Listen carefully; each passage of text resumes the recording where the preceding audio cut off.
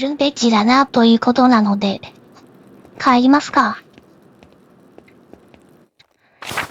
まあちょっと帰りながら、おさらいをしたいところではありますけどね。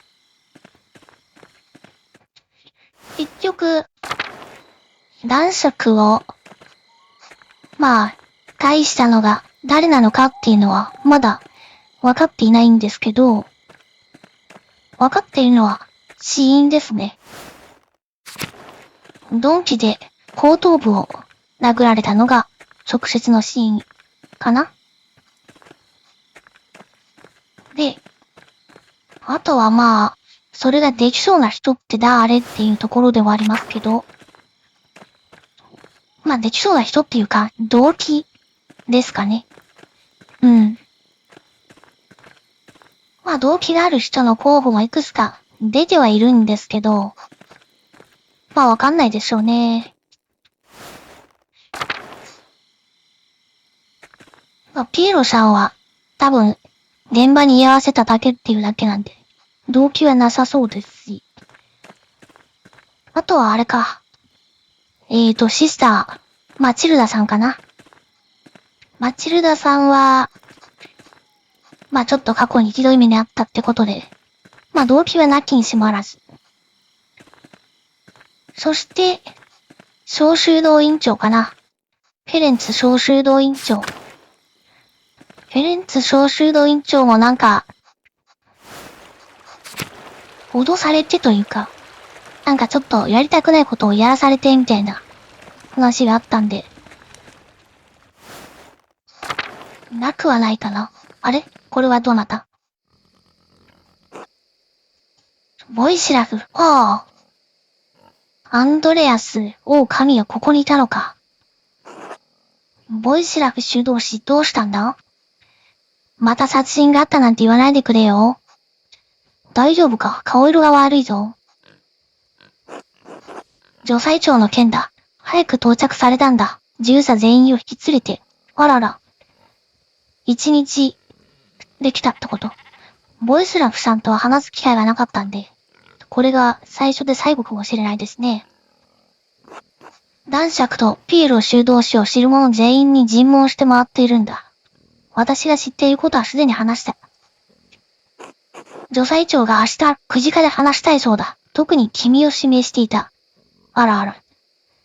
アンドレアスには特に何も接触なかったんですけどね。理由は言ってたか？誰が付き添ってる？なら私の捜査のことも耳に入ってるな。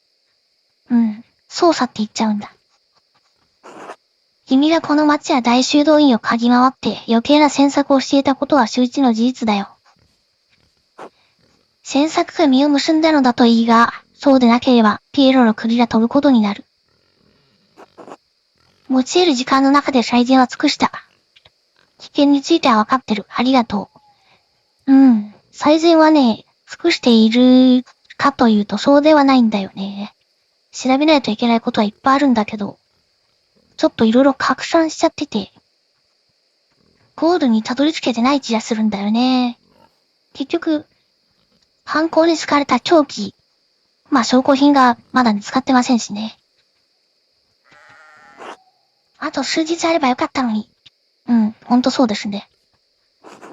どうなったとしても、ピエールは君が一生懸命頑張ってくれていることを知っているし、感謝しているよ。ただ、アンドレアス。どうした？女裁長の尋問に備えないといけないんだ。ボイスラフ修道士。もう構わないでくれ。いやいや、なんか言いたそうにしてるなら聞くしかないね。ただ、男爵が善人ではなかったことは君もよく知っているだろう。男爵の自業自得だったとは言わないが、女裁長に何を話すか、誰について話すかよく考えるんだ。まあシスターの件があったり、まあ、召集動員長を脅したり、あとはあれかな。ウィドウの旦那さんを怪我させて、結果的に亡くなっちゃったってこともあったりと、いろいろありますね。わかったな。私が女裁長にシスターマチルダのことを話すんじゃないかと心配しているんだろう。心配は無用だ。ボイスラフに関係あることは何も見つけてない。シスターマチルダのことを話す。なんで一応こっちにしておくか。まさかやってないよな。励ますように微笑む。ちょっとこっちにしてみる。心配なのは私自身のことじゃない。すまない。声を荒げるつもりはなかった。君のせいじゃない。私が言いたいのは、もし君が調査中にある修道女のことを耳にしたのであれば、そのことは黙っておいてほしい。なんで？シスターマチルダのことか。だがなんで？まさにこれだね。これは、修道女たちが非難されないようできる限りのことをする。シスターマチルダが非難されないようできる限りのことをする。約束はできない。悪いな。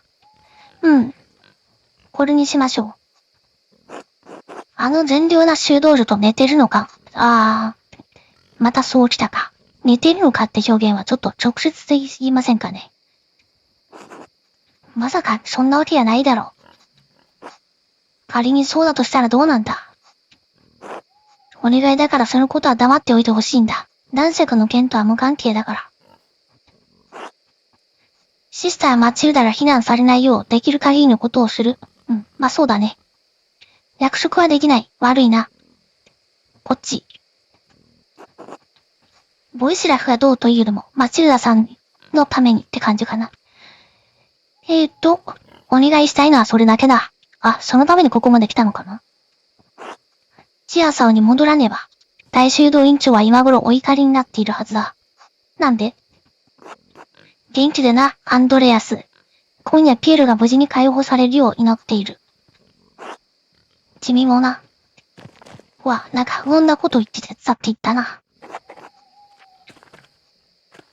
除細虫はついちゃったか。残り17時間。さて、帰ってきた。もうみんな寝てるかな？寝てるね。寝てるね。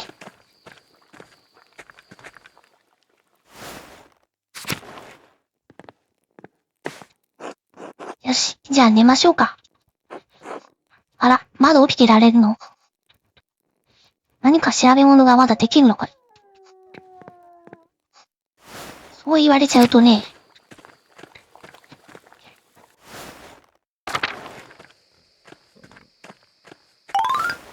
しょうがない。寝よう。さあ、おやすみ。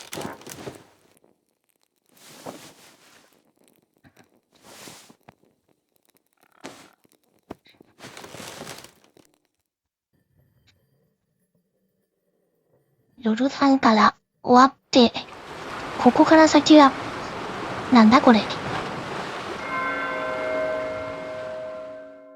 時間が来た。ということかな。おや？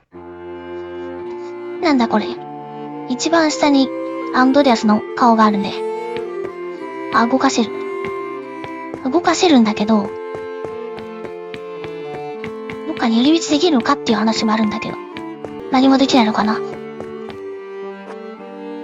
あれ？ヨージェフ、アンドレアス、いつ帰ってくるんだい？父上、すぐに帰りますよ。お？とりあえず大修道院のためのコミッションを終わらさなければ。この娘のことで少し不安なんです。サビーヌでしたか？仕事はどうですか？おやおや。とりあえず大修道院の話を進めようかな。それはいいね。だがその傑作も完成させておくれよ。そろそろ実績を積んでいくべき時だ。もちろん。大学を辞めたように、この道を辞めるつもりはないだろうね。あれ？アンドレアスって大学辞めちゃったの？もちろん辞めませんよ。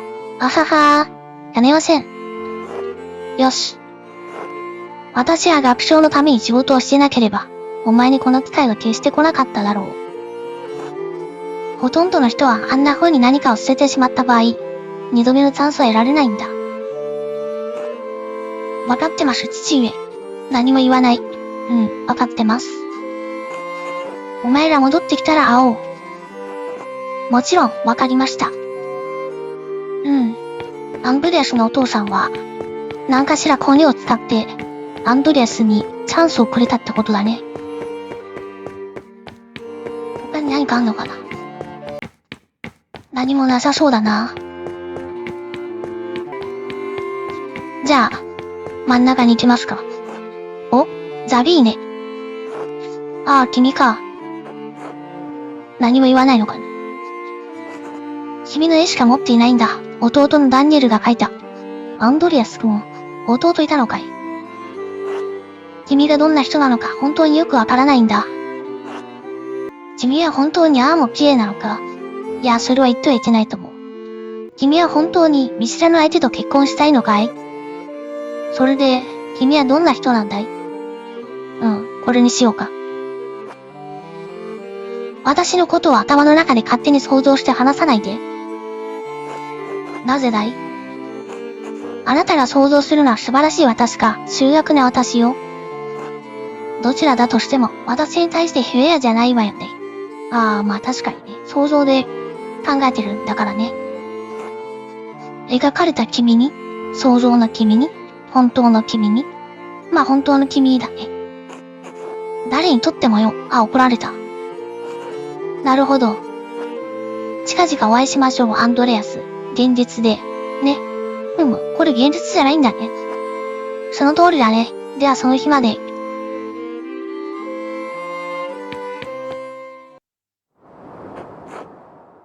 あれ？これは、ゲームを始めた最初の場面に戻ってきた感じですか？クリスター・ジョン。よく戻ったな、アンドレアス。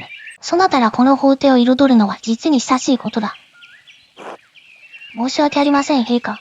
私の心はキアサウ修道院の悲劇いっぱいなのです。どのような悲劇だ？フライジング司教領主の親友である貴族の殺害です。私の友人であるヒーロー修道士は大修道院長の唯一の容疑者なのです。彼にはそれができなかったことを私は知っております。なぜわかるのだ？自分の思い込みを検証してみなさい、アンドレアス。動機がなく、暴力が正確に合わないことに加え、彼は肉体的にその行為を行うことができないのです。彼は体力がなく、手に麻痺があるため絵札を持つことも困難なのです。男爵を一撃で殺すような力や覚悟があるとは想像もつきません。この世という地獄では想像もつかないようなことがたくさん起こっているのだ、アンドレアス。私にはただ彼がやったとは思えないのです。もっと納得のいく説明ができるはずです。可能であることは否定しませんが、非常にありえないことだと思っているのです。それで、あなたはそのことをどうするつもりなのです？女祭長の前に出ることになれば、男爵を殺す動機を知っていた他の人々について知っていることを話すつもりです。私は祭司長が、ピエロよりもはるかにそれらしい容疑者がいると気づいてくれると信じています。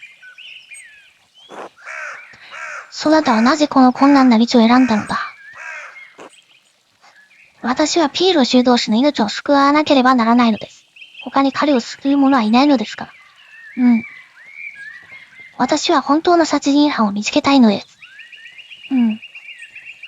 女祭長の調査が大修道院を危険にさらすのであれば、私はそれを防ぎたいのです。まあ、シンプルにピエロ修道士を助けたい。そなたの彼に対する愛と経験は、そなたの性格をよく物語っている。長老たちの前で謙虚な者は神々も敬うものだ。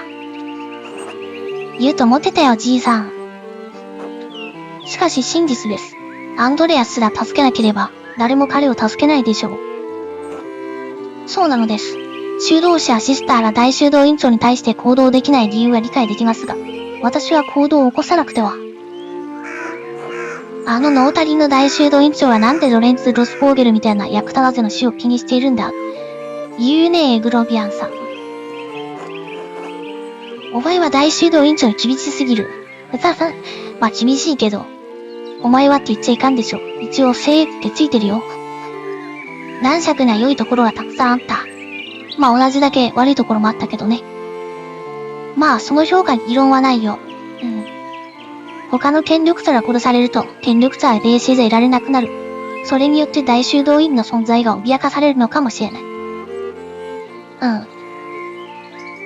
どうかな。まあその評価に異論はないよって言っておきましょうか。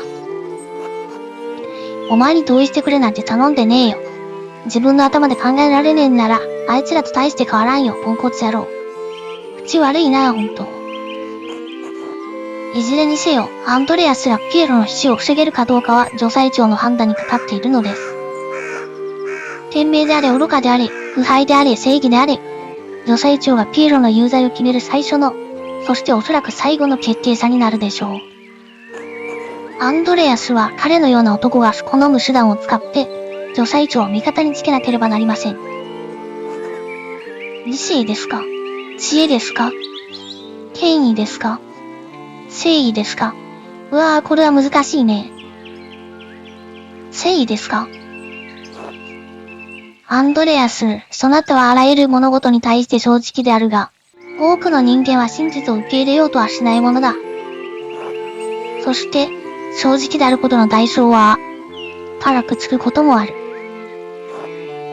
理性ですか？知恵ですか？権威ですか？権威ですか？才能があるとはいえ、そなたは単なる芸術家に過ぎん。彼はフレイジングの司教領主から権限を預かっているのだ。そなたには彼に対する権威はない。ああ、まあそうですね。理性、知恵か。知恵は共有できても、聴衆がそれを理解するとは限りません。じゃあ最後理性ですか？本当に理性に支配された男を最後に見たのはいつのことだい？つまりいないって言ってますか？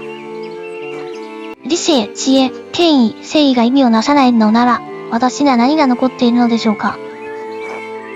死亡です。嘘さ。真実が。そして何より、摂理への信頼が。それで、お前は女裁長に何を伝えようとしているのだ、アンドレアス。ティアサウとタッシングには他にも男爵を殺す動機を持っていた人がいました。ウィドウ・テンパリンは、亡くなった夫を傷つけたロレンツを嫌悪していました。どのように傷つけたのだ？テンパーの農場に不法侵入したことで口論となり、男爵は彼をひどく殴りました。あ、そうなの？殴ったのは知ってるけど、理由は知らなかった。怪我は非常に深刻だったため完全には治らず、歩くために杖が必要になったのです。彼が亡くなったのは1年ほど前です。オッティリアはその日に受けた傷のせいだと信じているのです。なぜ二人は言い争ったのだ？私の理解している範囲では、単純に不法侵入についての口論が大きくなったというものです。そして今、彼女は自分たちの家を、違いました。彼の家を失いかけているのですね。なぜだ、年老いた未亡人は残りの日々を平和に生きていくべきではないのか。そうあるべきですが、そうなら、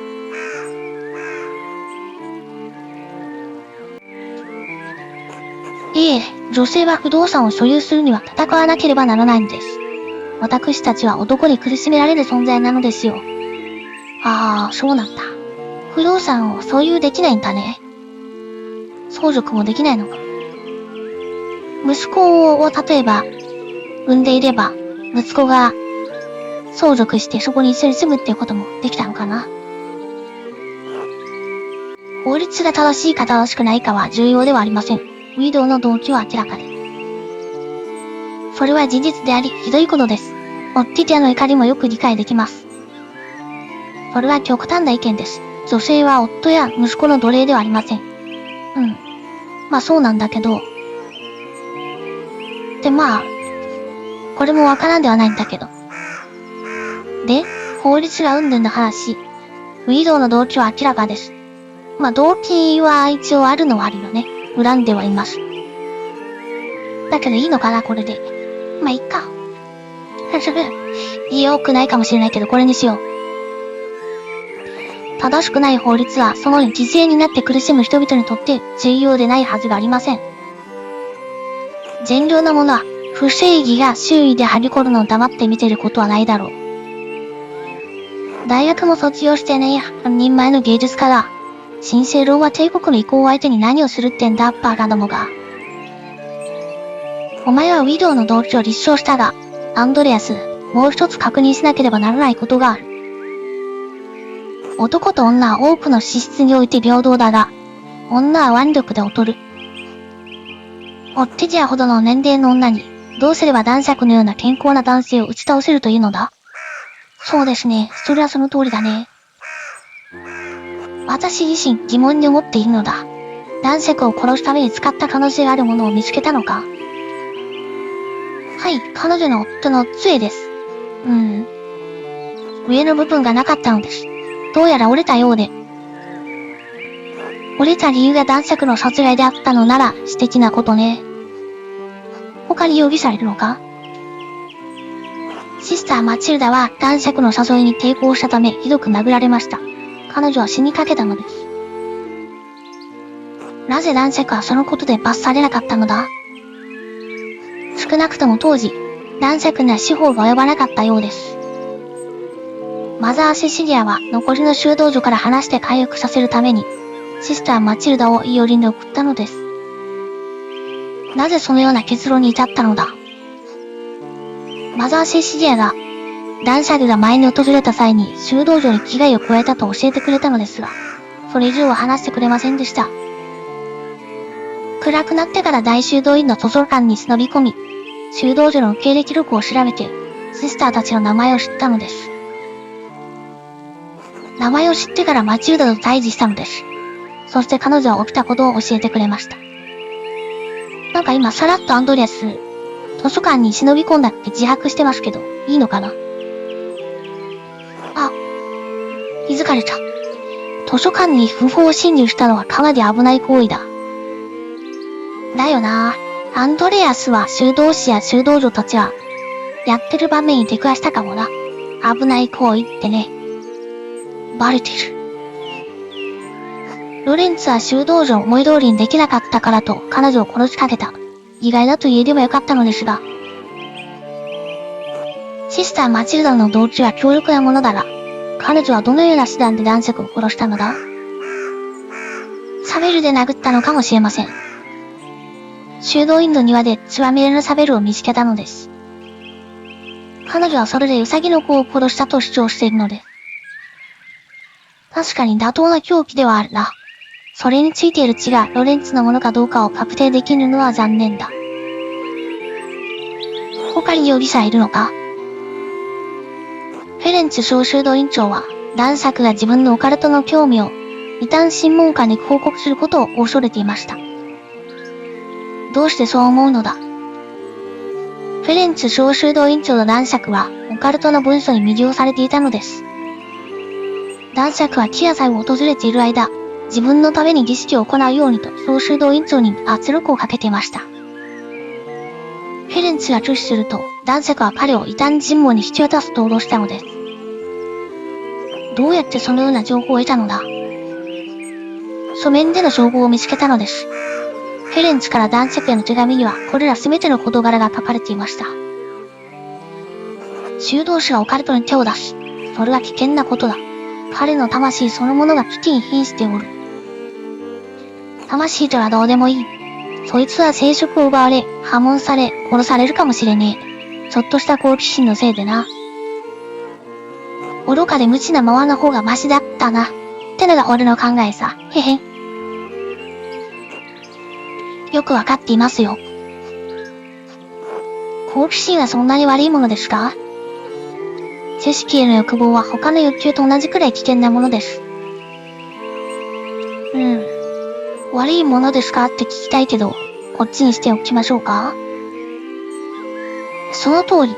おそらくフェレンツ小修道院長は、信仰がそのような知識の誘惑から自分を守ってくれると信じていたのだろう。そうであっても、そのような本を探し、入手し、読むだけで彼は異端審問からの疑惑にさらされることになるだろう。フェレンツ小修道院長は自分の地位、人生、そして、神の加護を失うことを恐れていた。人は自らより弱き者を殺してきた。召集動員長はいかにしてその行為を成し遂げたのだろうか。よくわからないのです。彼ら武器として使用できたであろうものは何も見つかりませんでした。欠品できていない。調査委長に召集動員長はこのような卑劣な殺人を犯したと納得させるのは至難の技だろう。証拠ないもんね。フェレンツが容疑者であると示唆するつもりならば、調査委長を説得できるだけの武器を見つけなければならないだろう。証拠ですね、つまり。他に容疑者いるのか？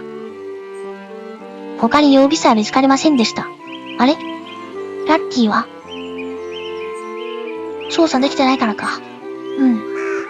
その後はこの法廷に価値のある謎をもたらしたのだ、アンドレアス。そなたら次の試練に立ち向かうのに必要な洞察を我らから得られたことを神に祈ろう。ありがとうございます、陛下。その日を迎える準備はできています。お待ちなさい、アンドレアス。もう一つ考慮するべきことがあります。あなたは知っていることを伝えるよう、助裁長に召喚されるでしょう。ですが、伝えてはいけません。何もかもは。多分わかっていますよ。どういう意味ですか？それは不道徳でしょ。どういう意味ですか？その女はお前が死んでもいいって思ってる奴の名前だけ伝えりゃいいって言ってんだよ。へへ。わた。そういう言い方もありますね。ああ、そうなんだ。大きな嘘というものもある。これはそれとは違う。なぜです。男爵は亡くなっているのです。彼を殺す動機を持つすべての人々は直接的または間接的に彼の邪悪さに苦しんでいたのです。助裁長に名前を告げるだけで殺人と関係があるかどうかに関わらず、その人たちを危険にさらしてしまう可能性があります。その通り、みんなを声だめの中にぶち込む必要はねえ。へへ。自慢に満ちた行為には抗議するが、最終的には自分の良心に従わなければならないのだよ、アンドレアス。助裁長の前に出るまであまり時間は残っていない。賢く使うのだ。もちろんです。頑張ります。私は摂理を信じています。もちろんです。また会う時まで、アンドレアス。神のご加護があらんことを。あなたにもご加護を、陛下。わー。一時。証拠品用。集めなければならないのか。おはよう、仕事に戻る時間だ。というところで、全部の整理をしてくれたね。